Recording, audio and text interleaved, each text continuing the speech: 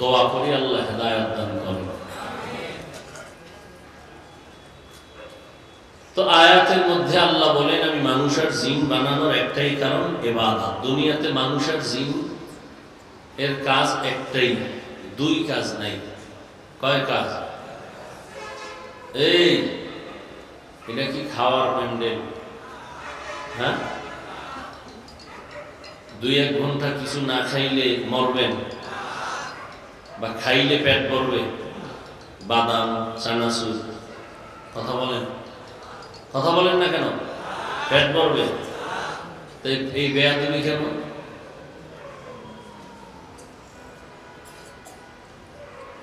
কোরআনের বাগানে এই বেয়াদবি কেন? আল্লাহুম্মা সাল্লি আলা মুহাম্মাদিন নাবিয়্যিল উম্মি ওয়া আলা আলিহি ওয়া সাল্লিম তাসলিমা। وبعد فأعوذ بالله من الشيطان الرجيم. بسم الله الرحمن الرحيم. وما خلقت الجن والإنس إلا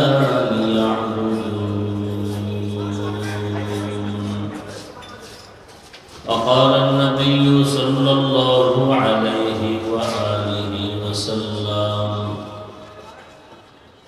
لا طاعة لمخلوق في معصية الخالق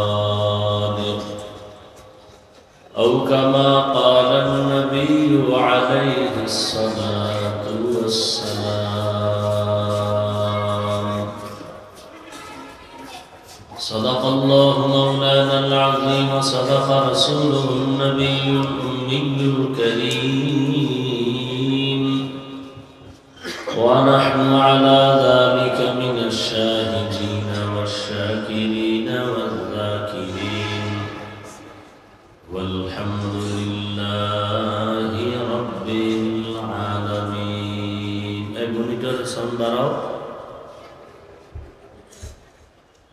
سبحانك لا علم لنا إلا ما علمتنا إنك أنت العليم الحكيم. رب اشرح لي صدري ويسر لي أمري واحلل عقدة من لساني يفقهوا قولي. दीन की सूरज डूब रही है हम लोगों की सामने,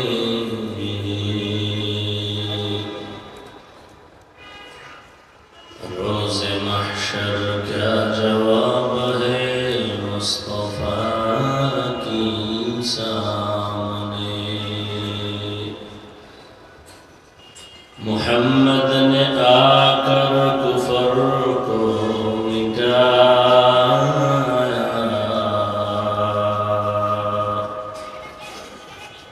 कुफर को मिटा कर सदाकत बताया. জামিয়াতুর রহমান গাজীপুর কর্তৃক আয়োজিত আজকের ওয়াজ মাহফিল 15 ডিসেম্বর।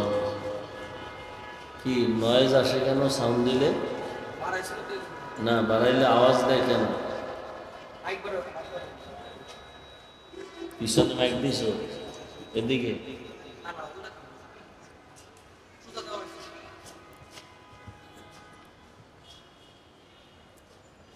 আল্লাহ পাকের দরবার শুকর যে আল্লাহ পাক আমাদেরকে সুস্থ রেখেছেন এবং বেহেশতের বাগান গুনাহ মাফের এই মজলিসে উলামায়ে কেরামের মজলিসে আমাদেরকে কবুল করেছেন।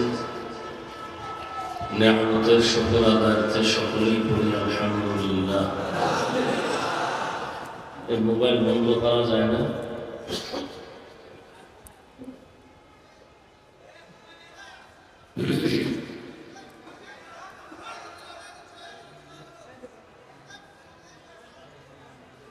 হযরত উলামায়ে কেরাম অত্যন্ত গুরুত্বপূর্ণ আলোচনা রেখেছেন।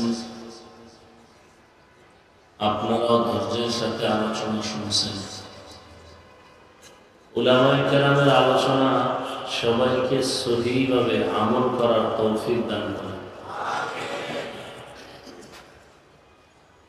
উলামায়ে কেরামের ইজ্জতকে আল্লাহ বেশি বেশি বাড়ায় দেন।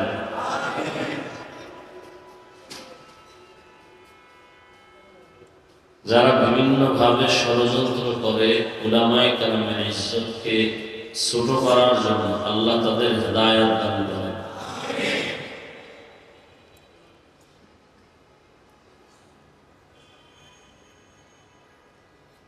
আলোচনা অনেক হয়েছে আলহামদুলিল্লাহ। শুধুমাত্র মুখতাসার দু চারটা কথা বলে দোয়া করব, সেই নিয়তেই কুরআনে হাকীমের এক আয়াত, রাসূলের একটি হাদিস পড়েছি। ইখলাস ও রুহানিয়াতের সমন্বয়, সহি নিয়তে, সহি তরিকায়, সহি কিছু কথা বলার মতো, শুনবার মতো আমাকে আপনাদের সকলকে আল্লাহ তৌফিক দান করেন। ওমা খালাকতুল জিন্না ওয়াল ইনসা ইল্লা লিয়াবুদুন।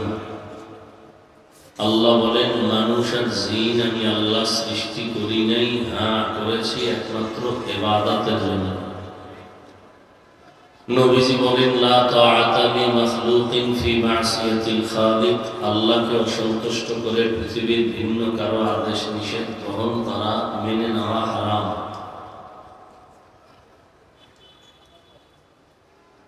আল্লাহকে বেজার করে পীরের কথা মানা, নেতার কথা মানা, নেত্রীর কথা গ্রহণ করা, মা বাবার কথা, শিক্ষকের কথা সব হারাম। এক কথায় দুনিয়ার সকলকেই বেজার করা সম্ভব, কিন্তু আল্লাহকে বেজার করা সম্ভব না। আমরা করি, অর্থাৎ যে যাকে বেজার করা সম্ভব না তাকেই বেজার করি। পর্দা না করলে আল্লাহ বেজার, আত্মীয় স্বজন খুশি। এখন আত্মীয় স্বজনকে খুশি করার নিয়তে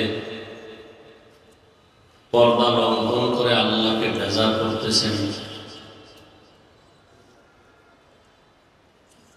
দাড়ি রাখলে আল্লাহ খুশি, আত্মীয় স্বজন বেজার।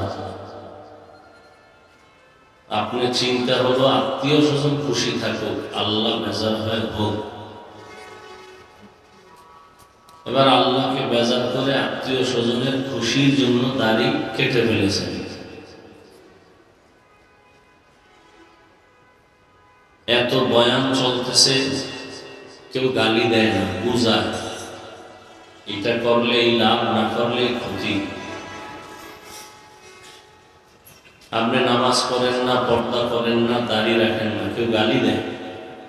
তাবলীগওয়ালারা বা কোনো আলেম ওলামারা গালি দিছে? দেয় না, বুঝাইছে দাড়ি রাখলে কি লাভ, না রাখলে কি ক্ষতি। কিন্তু এখানে দুঃখ হলে যে উল্টা, যে নামাজ পড়ে না, দাড়ি রাখে না, টুপি পরে না, সে উল্টা প্রশ্ন করে, দাড়ি না রাখলে অসুবিধা কি,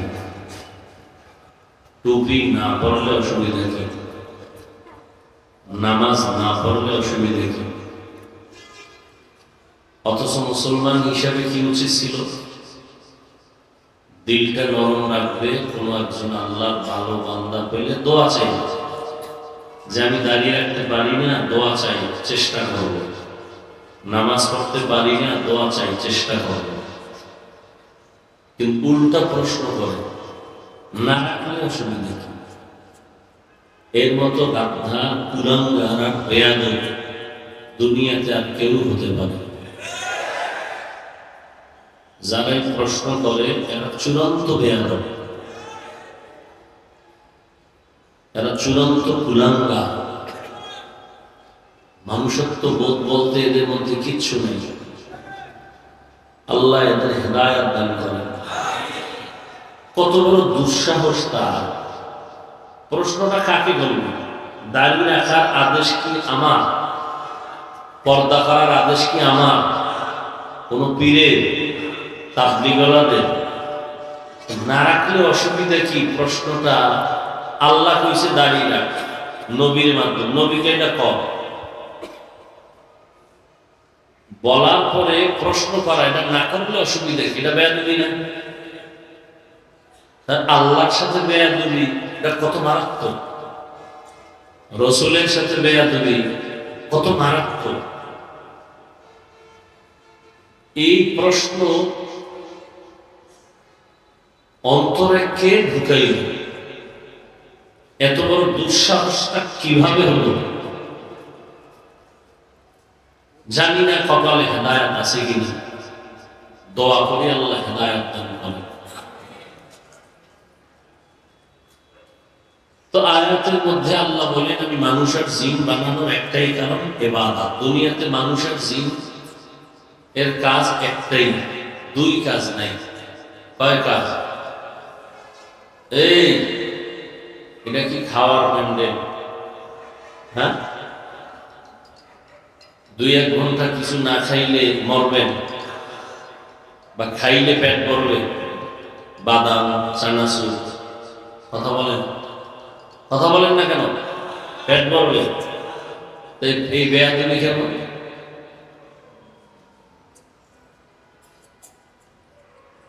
কোরআনের বাগানে এই বেয়াদবি কেন?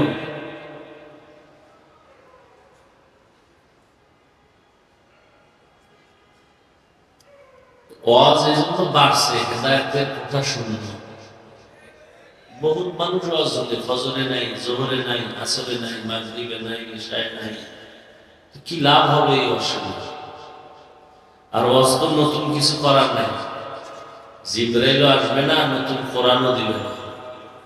যে বয়ান করা হবে তো আপনাদের মুখস্থ বয়ান,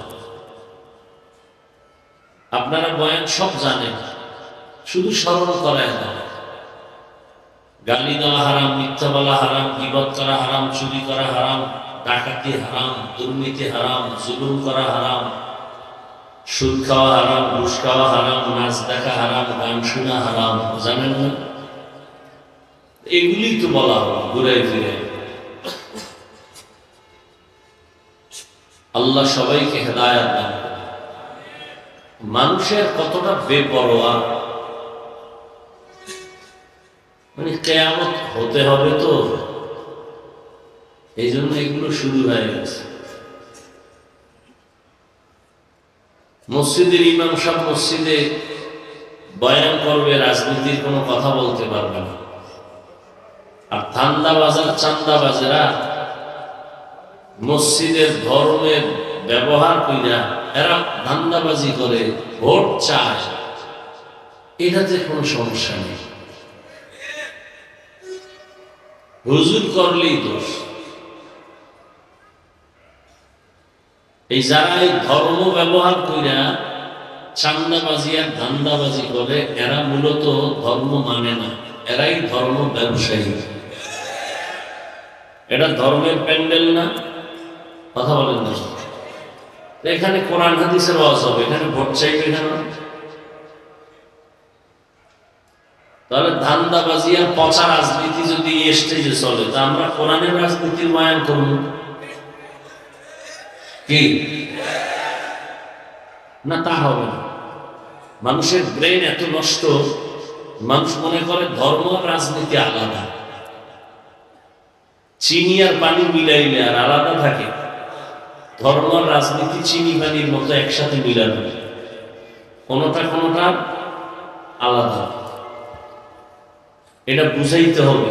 আর বুঝানোর জন্য ওলামায়ে কেরাম কোরআনে বর্ণিত রাষ্ট্রনীতির বয়ান করতে হবে। সুলাইমান নবী দেশ চালায় নাই, ইউসুফ নবী চালায় নাই, কোরআনে নাই।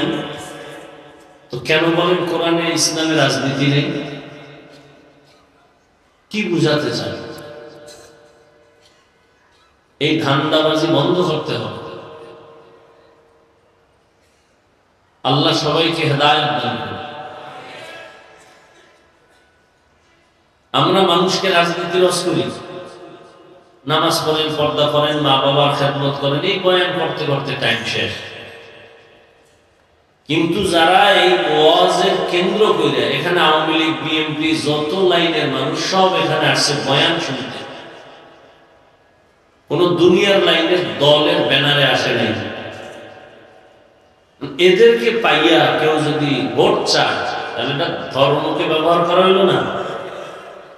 ধর্ম ব্যবহার করে মানে না, এদের বলে ধর্ম ব্যবসায়ী। এই ধর্ম ব্যবসায়ী থেকে খুব সতর্ক হতে হবে। আল্লাহ হেদায়েত দান করুন। আমি যদি বলা শুরু করি কেবল দূর হুজুরের রাজনীতি শুরু করলো, ভয়ান হইল না, ব্যাস জেহেন ওদিকে নষ্ট হয়ে গেছে।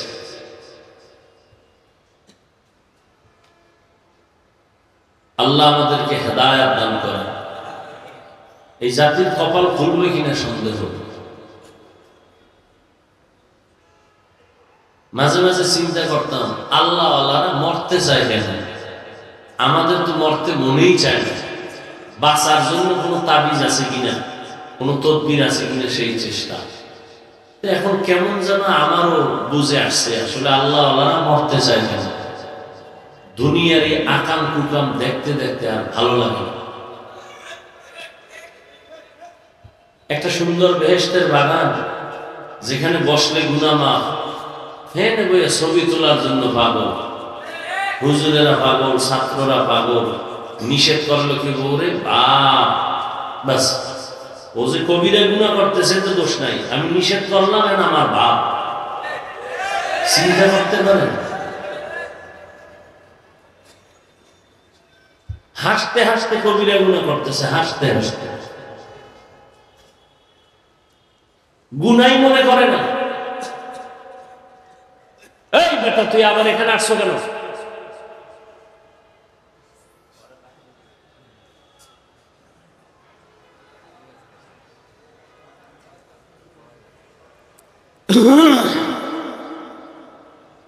গুনাকে গুনাই মনে করে না, বড় আফসোস। আল্লাহ কষ্ট করে নিয়ে আসছে বেহেশতের বাগানে। কেন? এখানে 2 ঘন্টা মোবাইল হাতে না নিলে গুনাহ হবে। তো এখানে মোবাইলটা হাতে নিতে হবে কেন? কি কাম কি? এই প্যান্ডেলে মোবাইলের তো কোনো কাজ নেই। আপনি মনে করতেছেন কাজ, মূলত এটা আকাম, এটা কাম না, এটা গুনাহ। পণ্ডিতি কম করেন, পণ্ডিতি কইরা বাড়িঘর থুইয়া জঙ্গলে এখন পালাই আছে, দেন না? পণ্ডিতি ছাড়েন, বহুত মাস্তানিয়ার চালাকি করছেন, হুজুরদের থেকে বেশি বোঝার চেষ্টা করেন। বেশি বুঝলে মরার আগে মরবেন। এখানে মোবাইল কেন? আপনি আমাকে যুক্তি দিবেন, আপনার থেকে আমি কম যুক্তি জানি। কেন মোবাইল? কি মোবাইলের কাম কি?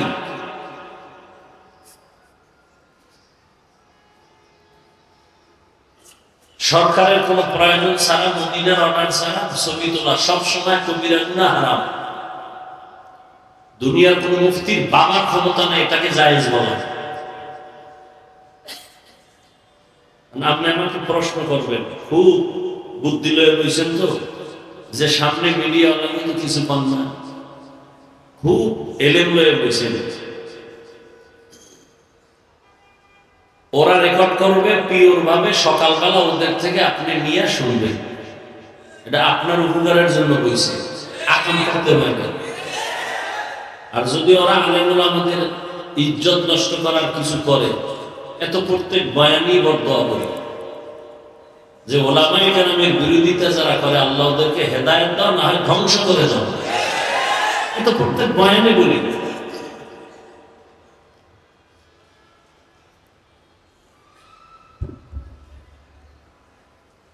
আল্লাহ হেদায়েত দান করুন। কোন দুনিয়ায় আসলাম, কিচ্ছু ভালো লাগে, একটা সেকেন্ড যায় না গুনাহ ছাড়া।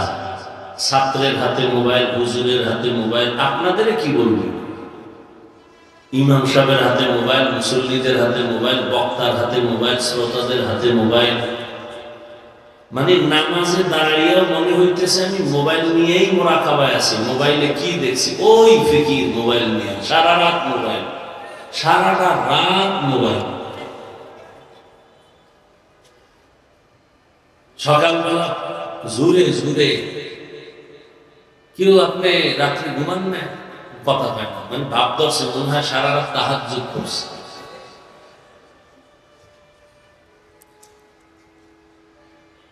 এই জন্য রাসূল ১৫০০ বছর আগে বলে গেছেন, আলেমদের মধ্যে দুই দল, এক দল খারাপ, চূড়ান্ত খারাপ।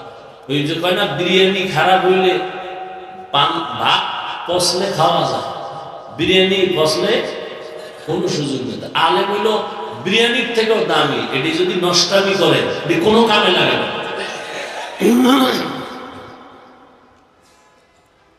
আল্লাহ হেদায়েত দান করুন। ওই শুক্রবার, প্রত্যেক মাসের দ্বিতীয় শুক্রবার ঢাকাতে যে মাদ্রাসায় আছি ওখানে ইসলাহি ইজতেমা হয়। তো মাগরিবের পরে সবাই যায়, সাধারণ মানুষ বয়ান করি। এশার নামাজের পরে শুধু ওলামায়ে কেরামদের নিয়ে বসি। এই গত শুক্রবার ওলামায়ে কেরামদের মজলিসে বললাম যে এই জাতি আর নবী পাবে না, এটা বুঝেননি। আবু বকর, ওমর, ওসমান পাবে না। এই জাতি শুধু ইসলাম শিখবে ওলামায়ে কেরামদের দেখে। আপনার আমার আমল যদি দুর্বল হয়, অহংকারী হয়, কিবির থাকে, হাসাদ থাকে, তাহলে আমার থেকে উম্মত কি শিখবে? আমি বাবা সন্তানের জন্য আদর্শ, আমি স্বামী স্ত্রীর জন্য আদর্শ, আমি শিক্ষক ছাত্রের জন্য আদর্শ, আমি ইমাম মুসল্লিদের জন্য আদর্শ, আমি আলেম উম্মতের আদর্শ। আমি হাঁটতেছি, উম্মত আমাকে খেয়াল করতেছে। আমি শিক্ষক হয়ে হাঁটতেছি, ছাত্র খেয়াল করতেছে হুজুরে কেমনে হাঁটে, কেমনে পানি পান করে। আমি বাবা হয়ে হাঁটতেছি, সন্তান আমাকে ফলো করতেছে, বাবা কেমনে পানি পান করে, কেমনে জুতা পরে। আছে আমাদের কোনো চিন্তা? কি বলবো?